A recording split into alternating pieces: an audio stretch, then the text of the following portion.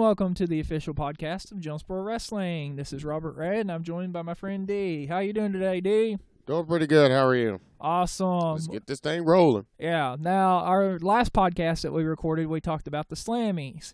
So I kind of want to still talk about Raw, but not only talk about Raw, but we're going to talk about Impact as well. But since we already talked about the Slammies, I don't want to revisit the Slammies, but I want to really talk about the last segment of Raw. Now, with the Ascension ceremony between John Cena and Randy Orton, there seemed to be a lot of teasing going on for maybe possible WrestleMania matches. Kind of, what are your thoughts on that? Did you see some foreshadowing in the main event of Raw during the Ascension ceremony, or kind of what's your take on it? Well, I'll have to say that was one of the best endings of Raw I've seen in a long time. Especially if you had legends, and it maybe it was a good thing to have champions and former champions inside that ring all at one time. But it was crazy for John Cena, but it was good for John Cena to realize that you want to talk about foreshadowing? I don't think it's that much foreshadowing of matches, much more so than John Cena foreshadowing his future opponents. That being Dolph Ziggler, he knows his competition. He knows Daniel Bryan's competition. And what can you say about CM Punk?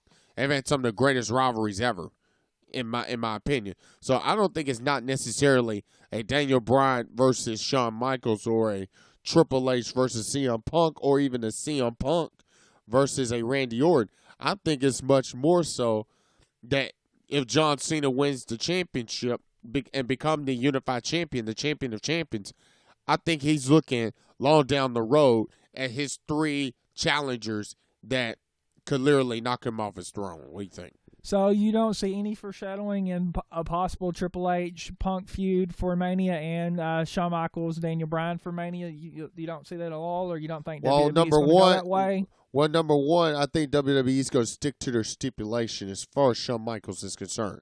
Because remember, Shawn Michaels lost to The Undertaker in a retirement versus streak match. So you may have to throw out one feud. You may have to throw one feud out the window, even though it could be a good rivalry between student versus teacher. Yeah, and I mean, you do make a good point, and I'm glad that you did bring that up. I mean, and if you do remember storyline, Shawn Michaels is supposed to be retired. He's not supposed to wrestle again. But with this being the sport of wrestling, there's an old expression that we always use, and it's never say never. So, I mean, anything can happen. So while we got a few more minutes left in this, let's kind of gear to Impact. Is there really anything about Impact you want to talk about? Because, I mean, it was kind of almost action-packed in terms of we have a new X Division champion with Austin Aries defeating Sabin, and we've got the Feast or Fired. So, I mean, do you want to kind of talk about that? Well, kind of give your thoughts? Well, let's get one thing straight. First and foremost, let's get one thing straight as far as Feast or Fire is concerned. It's not a Dixie Carter original. Let's get that straight now. Jim Cornette was the guy that actually came up with the concept of Feast or Fire. It's a dangerous match. But much appreciation needs to go to Austin Aries for defeating Chris Sabin, and I was surprised the way he defeated him. I wasn't surprised at the talent of Austin Aries, because Aries can bring his A game. He's proven that. Everywhere he's gone, he's proven that. Now, if this was a match that would have happened in 2005, Chris Sabin will win. But this is 2013. Aries, he's a new champion, but this could be a setup for Sabin to hit number 8 as far as X Division titles is concerned. What do you think? Well, I mean, you could be right on the money. I mean, that could be some foreshadowing that Sabin's going to get number 8. Do you remember the classic clause in Champion's contract, the rematch clause? So, I mean, and depending on how soon that he wants that rematch, I mean, he may be hitting number 8 and really set a new precedent for being X Division champion. But here's the crazy thing, though. Austin Aries got a case. Now that was absolute crazy, and we talked about it last night, even before the show. What if Austin Aries, the X Division champion, grabs a case that ended up having the X Division title shot inside? Yeah, and I mean, you do make a good point. That's something I was wondering too, and kind of you can lend your thoughts on this. Is what if he did win the X Division title briefcase? What if he hadn't grabbed that how would that impact? How would you have booked that? Well, I would say, hey, if I have to lose the title, I'll lose the title. But because I got the briefcase, that's almost like Money in the Bank. You can cash it in at any time. Yeah, and I mean that's why I love the Feast or Fired concept. I mean it is kind of borrowed from WWE and Money in the Bank, but I mean it's Money in the Bank on steroids. It's each champion and that TNA has really, if you think, tag champs, world champ, X champ, and they even throw in the fire thing. So I mean they even take the Money in the Bank and extrapolate it to the nth degree.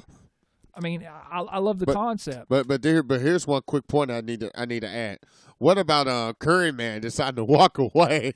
Well, I mean, if you do watch, Lightning strikes twice. He ain't go for the third time. Yeah, it's if you watch Impact 365, he kind of gave his thoughts on it, and when he got the fired case 1 year, he thought he was the fired champion, but he didn't realize it meant he was fired. He didn't have a job anymore with TNA. So I mean, that was kind of funny. Hey, but that's all the time we really have for this first segment. We're going to pause for a sponsor break. And before I do go to the sponsor commercial break, if you are looking to be a sponsor, feel free to email me or tweet me at Robert Red Jr. and we'll plug you on our show. But that's all the time we have for this first segment. So we're going to go to a commercial break. In a world full of bad carbs, processed foods, and sugary treats, it's kind of hard to say no to all that temptation, right? Well, when I got to 435 pounds, was extremely overweight, out of shape, and depressed, it was time to say no more. Join me and my wife Sarah each and every week on YouTube as we share weigh-in results, health tips, and recipes. Join us from flabtofab.com. Back with the official podcast of Jonesboro Wrestling. Now, in our last podcast, we talked about the Slammies all the way through. So this one, we're going to go back to our original format, which is we have 3 discussion questions. And also, with you fans listening, and feel free to tweet me your questions at Robert Red Jr., kind of your comments on the topics. I'll be more than happy to read them on air, or I'll retweet them back if we've already recorded this podcast. We also have a Facebook page on there that you can join, and I'll even post a link on my Twitter if you do have a Facebook account. That way you can post your comments on there as well. But enough of me rambling on. Our first question is kind of an interesting one, and it should be thought-provoking, and I want to get your thoughts on it, D. You want to read it off and kind of give your thoughts on it? The question is wrestling better fan-friendly or family-friendly? Yeah, family-friendly or adult-oriented. So kind of what's your thoughts? Which way do you lean? Do you lean more toward where it is now, where it's more family-friendly, more PG, like it's more toned down, or did you like it more in the Attitude Era where it was balls to the wall, anything goes? Oh, so do you think wrestling is better, more toward adult-oriented, or do you feel it's better to be family-friendly and appeal to a mass audience? Well, the best way to answer this question is this: audience and sponsors. Okay. That's the best way to answer this question. If your product is, even if it is family-friendly, I mean, you can attract the network like a CW, like a kids show, or let's say during a kids time slot. But with the action that you do have, question is price, and you got to throw price in as well. I would have to say both ways. I would. But if it has to be adult-oriented, it's the language that you do have to watch. Make it more physicality than language-wise, if you get my drift. Yeah, and I mean, you do make a lot of very good points with the whole sponsorship and stuff like that. If you know anything about wrestling or have been watching it for 20-plus years and during the Attitude Era, they talked about sponsors and stuff like that and how Vince would get a lot of flack for the stuff they were doing and being very adult-oriented. So, I mean, it does make sense. Me personally, right now, being almost a middle-aged male, I want wrestling to be more adult-oriented. I want it to push the line a little bit more, but that's for me. Now, me not having any children, not being married, that's my take. But on the flip side of the coin is, you do have the fan friendly. I mean, and you and do have the family friendly to where it is more appealing to a mass audience. And from a business standpoint, that does kind of make sense. If you're in business, you want the most money that you can. You want the most business that you can get. So I mean, it does make sense why they do family friendly programming. I mean, it's just the old business concept, and the concept I had to learn the first 3 years. I've even gotten into the wrestling business. Excuse me. What's the number one audience that is going to buy tickets? And I know you're going to answer this exactly with what I'm about to say. It's Go kids. ahead. Yeah. Kids. And I mean, WWE's good at marketing. I mean, you'll see a lot of their products that they put out are for kids. The rebirth of Brawling Buddies, that's a kid's thing. I mean, if you see an adult with that, they're probably buying it for their kid. And look what WWE has attracted. They have attracted 2K Sports, which is now does the NBA and all the NFL and soccer stuff. And look what TNA has. TNA has picked up where WWE has technically left off. Yeah, I mean, TNA does tend to go more toward that adult audience. But let's move on to question 2, since you were mentioning about TNA. And kind of my question here, and kind of what I wanted your thoughts on, was TNA, they have moved Impact back to Orlando Universal Studios. They're not on the same sound stage, from my understanding. They're on a different one, which is bigger. Soundstage 19. It's 19, whereas they were on 21. So do you think that was a good move to go back? Yes. Why do you say yes? Because, one, you have to rebuild your fan base. And granted, many people may not want to agree with this topic or what I'm about to say is, but lately, TNA has kind of lost a little bit. You're not used to hearing the chants of TNA to start off a program anymore. Yeah, I mean, you do make a good point. I mean, that is something that I do miss about TNA. So, but I will say this: you have to go back to where your strongest fan base is. Like for ECW, their strongest fan base was Philly. Granted, they were on the road for their TV tapings and their live events and for pay-per-views. They had to go back to their starting point. Ring of Honor, same way, starting point. You don't get a WWE chant. You don't get a Raw chant. You don't get a SmackDown chant. You don't even get a main event chant. The only chant you get in WWE is an NXT chant. Yeah, I mean, that is true. And what do you think? Well, I mean, to me, at this stage in their career, it makes them look like they're a Bush League promotion. And even with them, these current live events that are coming up, like we have one in our town that's being ran in like a community center. Our town being Jonesboro, that is. Yeah, and this is a Jonesboro Wrestling podcast, so Jonesboro being the town. But to me, it makes TNA look bad. I mean, it's a very regressive move, but I understand having more information now why it was done. So, I mean, it makes sense to go to a very much like in politics, a grassroots promotional style to rebuild your roster. Well, here's a question. Do you think TNA could have been taking a little deal like the politicians do in order to reach their fan base and to get their votes? Do you think TNA may be going back to maybe doing a little bit out of the politicians' playbook?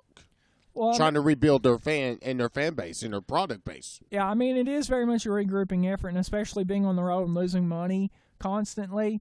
I mean, I'm not so much against it if it keeps the company alive and going, because Vince really needs competition. And that's not just for Vince. In WWE, that's anybody. But also, I think the one thing that we all fail to realize, I don't think Vince is trying to take over the world as far as wrestling goes. He's trying to take over sports. Because look who his competition is on Monday nights for the season. Because of the seasons, it's NFL. That's been his competition.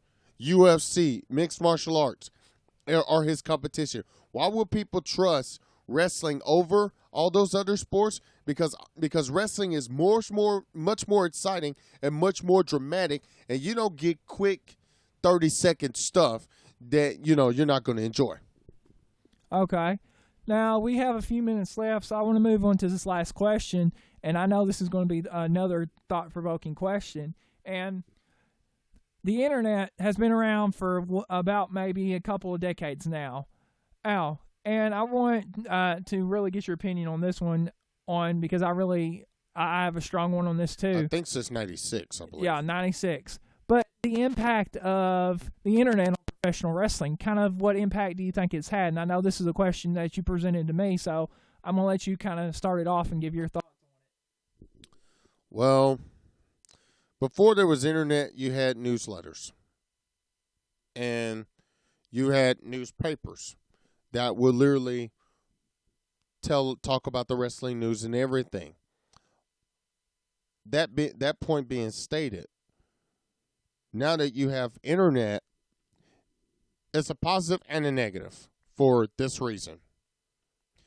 A positive because you can actually promote your events. It can be used as an advertising deal and everything for any and all wrestling. But negative because sometimes you will go online and you will read spoilers. But before I even try to downput spoilers, here everybody knows the January 4th spoiler that turned WWE around into a positive direction. And that was 1999 when Foley won the title. Now, that was the ultimate spoiler, but the crazy thing is, it didn't happen online. It happened on television. So, I would say a positive and a negative in the sense. Depends on the way you look at it. I mean, you did make some very valid points. Some points I want to bring to you. I mean, if you do look at the positives and stuff like that, the internet is a cheap vehicle for advertising your product, your programming, everything about your brand, your company. So, You can create your own website, too. Yeah, and I mean, it's very create your own website if you know how to do it. If you have the know-how and expertise, I mean, it's relatively inexpensive, and it's not like the old school promoter days where you had to go around town, put up flyers, have them printed up, stuff like that. So I mean, it does help the business in a lot of ways. It helps to promote your programming, stuff like that. But in a negative sense, and this is really where I wanted to go with this question, is the spoilers that you talk about. Not necessarily the spoiler of Mick Foley winning the title, but I mean, and in the sense of knowing what's going to happen before it happens. And it's going on, like with SmackDown, it being a tape show on Tuesday, you can find out the spoilers and you can find out what's going to happen. And a lot of times people read that, and that makes them not want to watch the programming, so that does hurt your ratings. And so having a tape program and having the internet around, I think it has had a dramatic impact on professional wrestling.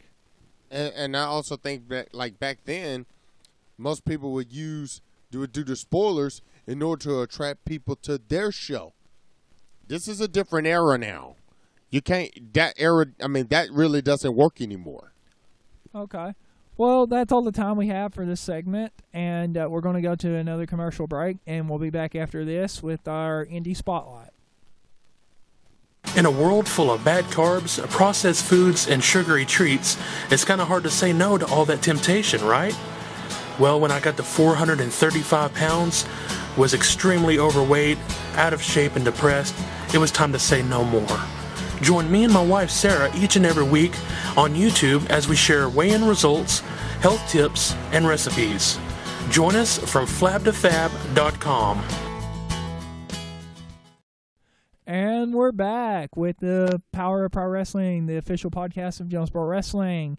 And this third segment, we're doing the Indie Spotlights. Now, the last few episodes, except the Slammy one, we have featured a independent promotion that was pretty major. We've done Combat Zone, Prime Wrestling. What was the other one that we've done, D? Oh, gosh. Well, we'll just roll. We'll roll with it. So the third one that we're going to do is going to feature good old Dragon Gate USA specifically. Now, D is going to tell you more about Dragon Gate USA, so you can kind of learn more about it. Well, Dragon Gate. For those of you who may have watched TNA back in 2008, would know that may have heard of Dragon Gate during the World X Cup. And that's a normal tournament that TNA would normally have every 2 years. Started in 2004, then it progressed to 2006, then to 2008. And 2008, the Dragon Gate promotion was the guys highlighted in the World X Cup, but it was the Japan version. Next, let's focus on the American version. Founded, of course, 2009. Gabe Sapolsky. If that name's familiar to you, for you Ring of Honor guys, he was one of the guys that helped found it, Ring of Honor Wrestling. Well, he's the vice president of Dragon Gate USA. Of course, my great guy I like to listen to all the time, that being Lenny Leonard, awesome commentator, and he's an awesome representative of that company. Here's some names that actually point out to you from the Dragon Gate USA promotion that you may know now. Of course, Naruki Doi from the World X Cup from 2008. But how about the Young Bucks, now known as Generation Me, but they end up going back to the Young Bucks, that being Matt and Nick Jackson. Trent Beretta, yeah, great name, Trent Beretta.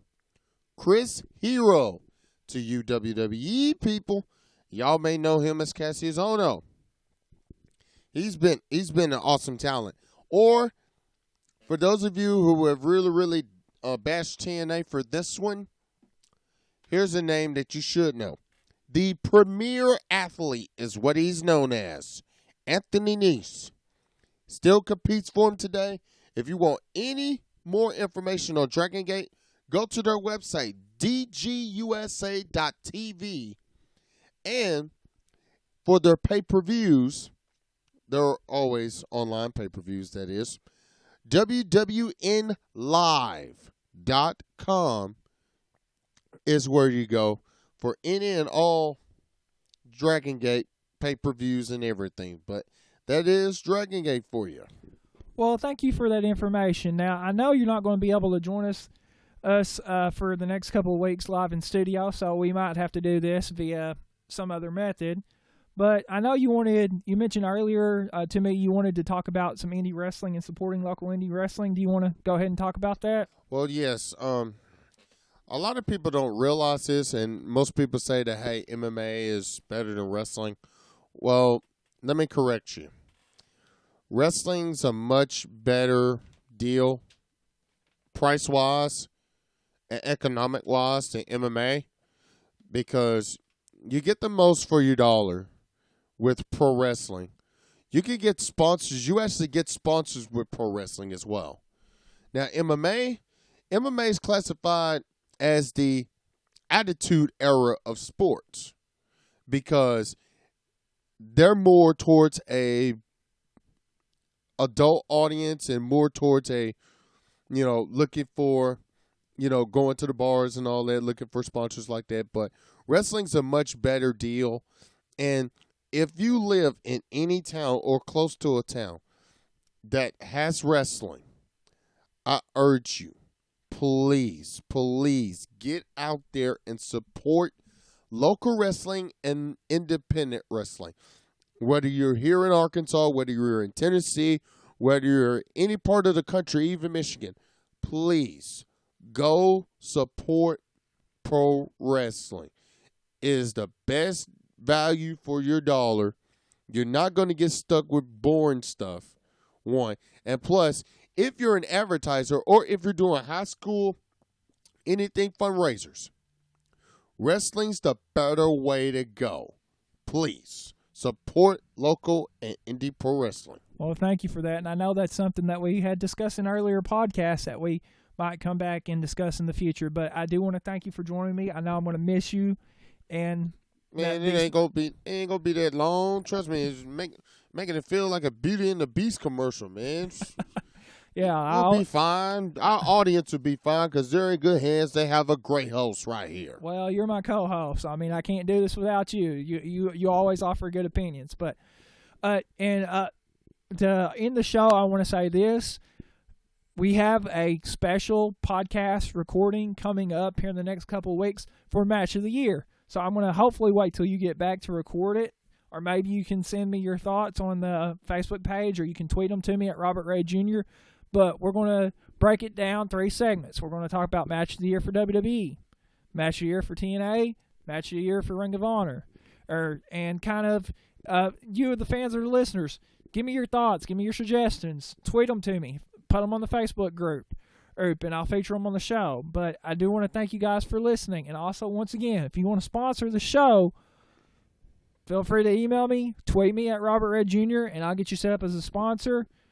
But that's all the time we have today. Thank you once again, D, for joining me for this podcast. No problem. And for Robert Red, I'm D. And also a special Merry Christmas and a Happy Holidays. Yes, I can say it on the air. Merry Christmas to you, not just to our families, but to yours and your families as well. And have a great and safe New Year. And thank you guys for listening to the official podcast of Jonesboro Wrestling.